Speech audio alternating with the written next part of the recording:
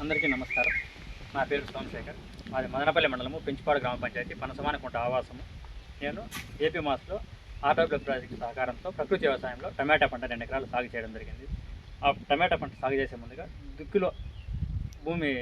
దిక్కులో వేసిన దానికి ఘనజీవామృతం తయారు చేసుకోవడం జరిగింది. ముందుగానే 10 రోజుల ముందుగానే ఘనజీవామృతం తయారు చేసుకొని దీంతోపాటు వేపపిండే, ఆర్గానిక్ పొటాషు, ఈ ఘనజీవామృతం పొడి చేసి బెడ్ల పైన వేసి మళ్ళీ సాగు చేయడం జరిగింది.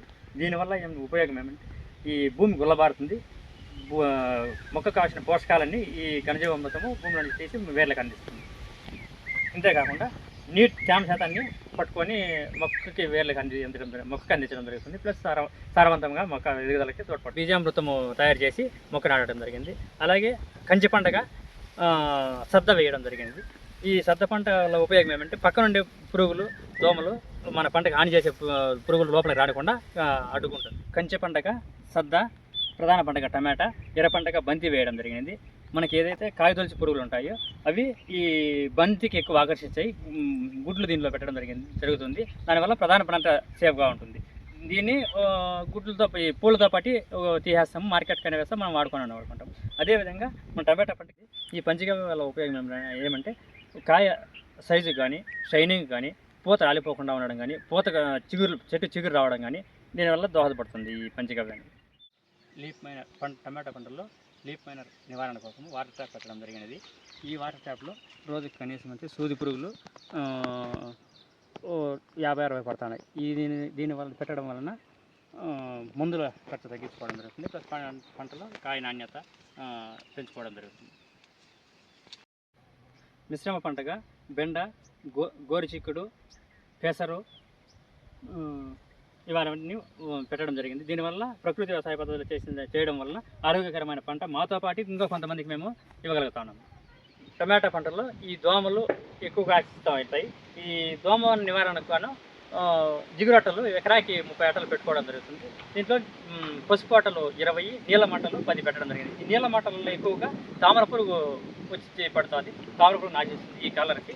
తామర పురుగు ఎక్కువ దీంట్లో చూడండి అట్ట పడడం జరిగింది. దీంతో పాటుగా పసుపు రంగు అట్టలు కూడా 20 పెట్టడం జరిగింది. ఆ పసుపు కలర్ అట్టలు తెల్లదోమ, పచ్చదోమ అలాంటి దోమలన్నీ పడడం జరుగుతుంది. ఆ దోమల వలన ఈ ముడత, కాయ చెట్టు ఎదగకుండా, రసం పీల్చేయడం వల్ల చెట్టు ఎదగకుండా పోవడం అలాంటి జరుగుతుంది. దీనివల్ల మందుల ఖర్చు చాలా తగ్గించవచ్చు, నాణ్యమైన పంట తీసుకోవచ్చు అని చెప్పేసి ఆ పంటలో ఎక్కువగా ఆశించేది ఈ పండుగ. దీనివలన పంట ఎక్కువ శాతం నష్టం అవుతుంది. దాని నివారణ కోసమై మనము పండుగ బుట్టని పెట్టుకుంటే రోజుకి కనీసం అంటే 100 నుంచి 200 ఈగలు ఇందులో పడడం జరుగుతుంది. దీనివల్ల ఒక్కొక్క ఈగ కనీసం రోజుకి ఒక్క కాయ డ్యామేజ్ చేసినా 150-200 కాయలు డ్యామేజ్ చేసినట్టే. ఈ విధంగా పంట రక్షణగా ఈ పండుగ బుట్ట అనేది ఉపయోగపడతామండి. చూడండి ఇన్ని ఈగలు రోజుకి పడడం వల్ల రోజుకి ఈ విధంగా తీసేస్తుంటాం. ప్రతిరోజు ఇదే విధంగా ఈగలు పడడం జరుగుతుంది. దీనివలన కాయ నాణ్యత పెంచుకోవచ్చు. ఈగ కుట్టడం వల్ల ఆ కాయ పూర్తిగా డ్యామేజ్ అయ్యే పరిస్థితి ఉంది. మార్కెట్లో కూడా రేటు పోదు. కాబట్టి ఈ నివారణగా ఈ పండుగ పుట్టలు పెట్టుకుంటే చాలా ఉపయోగకరంగా ఉంటుందని చెప్పి రైతులకు కూడా తెలియదు. మా పెంచుపాడు పంచాయతీలో టమాటా సాగు ఎక్కువగా సాగు చేస్తుంటారు. ఒక్కొక్క రైతు కనీసం అంటే టమాటా పంటకు గాను ఎకరాకి 2 నుంచి 3 లక్షలు, 3.5 లక్షలు కూడా ఖర్చు పెట్టే రైతులు ఉన్నారు. కానీ నేను ఈ 2 ఎకరాలు కలిపి కూడా నా ఖర్చు అంతా ఆర్గానిక్ ప్రకృతి పద్ధతిలోనే సాగు చేయడం జరిగింది. దానివల్ల కాయ నాణ్యత కూడా బాగా దిగుబడి వచ్చింది, నాణ్యత వచ్చింది.